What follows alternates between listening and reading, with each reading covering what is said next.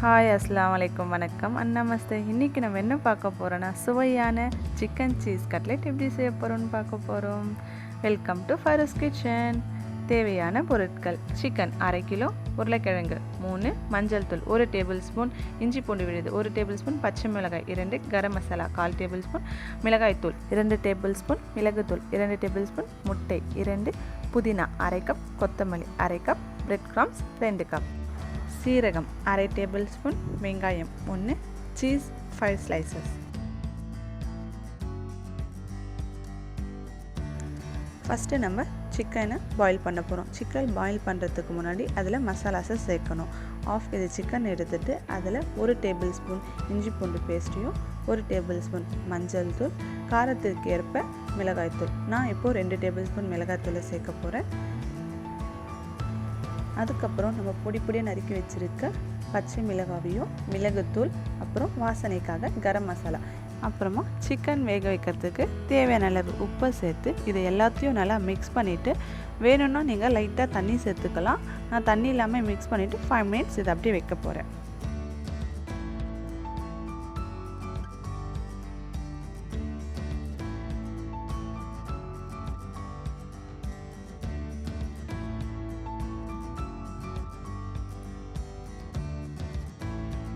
First நம்ம சிக்கனை வேக வைக்க போகிறோம். அதுக்கு குக்கரில் 1/4 கப் அளவு தண்ணி சேர்த்துட்டு நம்ம மசாலா மிக்ஸ் பண்ணி வச்சுருக்க சிக்கனை இதில் சேர்க்க போகிறோம்.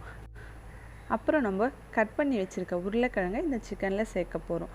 சேர்த்துட்டு நம்ம 3 விசில் வச்ச போதும் சிக்கனும் உருளைக்கிழங்கும் நல்லா பாயில் ஆகிடும்.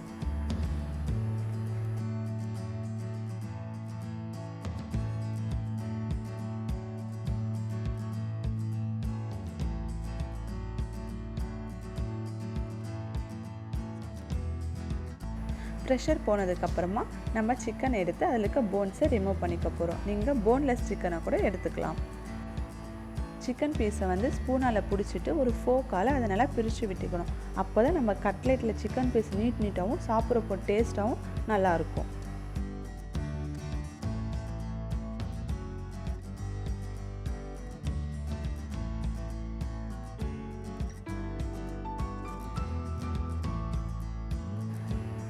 நெக்ஸ்ட்டு ஒரு பேனை வச்சுட்டு பேன் நல்லா ஹீட் ஆனதுக்கப்புறமா 1 டேபிள் ஸ்பூன் எண்ணெயை சேர்த்துக்கணும். எண்ணெய் நல்லா சூடானதுக்கப்புறமா 1/2 டேபிள் ஸ்பூன் சீரகத்தை சேர்த்துக்கணும். சீரகம் லைட்டாக கோல்டன் ப்ரௌன் ஆனதுக்கப்புறமா நம்ம நறுக்கி வச்சுருக்க ஒரு வெங்காயத்தை இதில் சேர்த்துக்க போகிறோம்.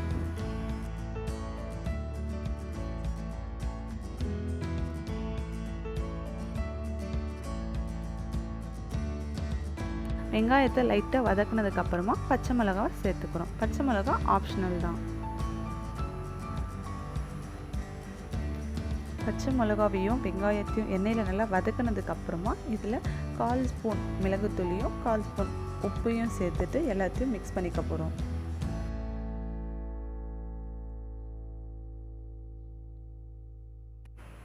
நெக்ஸ்ட் நம்ம இதில் குட்டி குட்டியாக பிரித்து வச்சுருக்க சிக்கன் பீசஸையும் உருளைக்கிழங்கையும் சேர்த்துக்க போகிறோம். உருளைக்கிழங்கை வந்து நம்ம கரண்டியை வச்சு இதிலே நல்லா மேஷ் பண்ணிக்கணும்.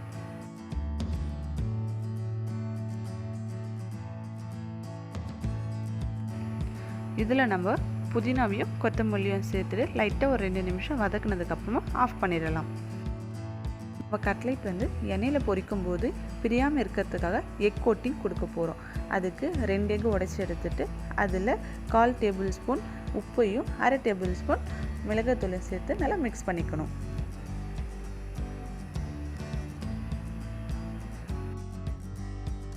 அப்படியே நம்ம ப்ரிப்பேர் பண்ணி வச்சுருக்க சிக்கன் பொட்டேட்டோ மிக்சர் லைட்டாக ஹீட் குறைஞ்சதுக்கப்புறமா அதில் சீஸ் ஸ்லைஸை ஸ்டஃபிங் பண்ண போகிறோம்.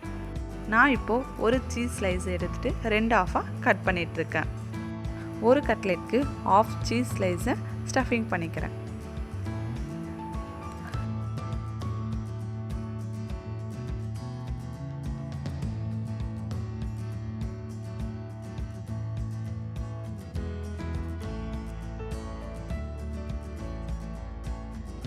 சீஸை ஸ்டஃபிங் பண்ணதுக்கப்புறமா நல்லா டைட்டாக பிடிச்சிக்கணும்.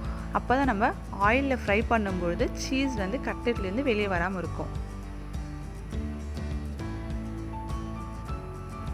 நல்லா டைட்டாக இதை பிடிச்சதுக்கப்புறமா கட்லெட் ஷேப்புக்கு இதை பண்ணிக்கணும்.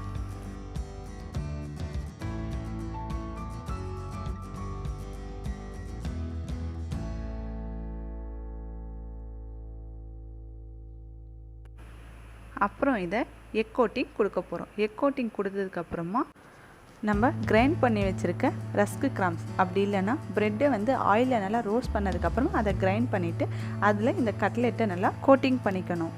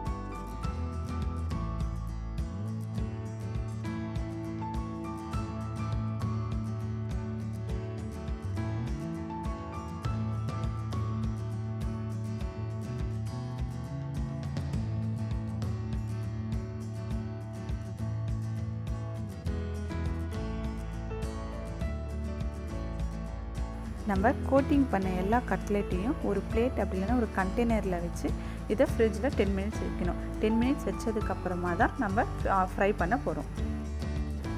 இப்போ நம்ம ஆயில் நல்லா ஹீட் ஆனதுக்கப்புறமா நம்ம கட்லெட்டை ஃப்ரை பண்ணிக்க போகிறோம். நீங்கள் கட்லெட்டை டீப் ஃப்ரையும் பண்ணலாம், பேன் ஃப்ரையும் பண்ணிக்கலாம்.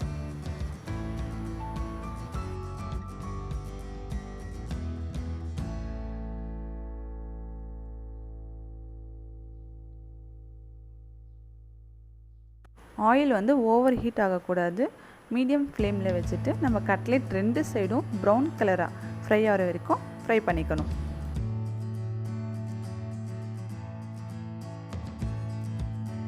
பாருங்கள் நம்ம கட்லெட் வந்து எவ்வளோ அழகாக உள்ளே இருக்க சீஸ் வெளியே வராமல் ரெடி ஆயிருக்குன்ட்டு.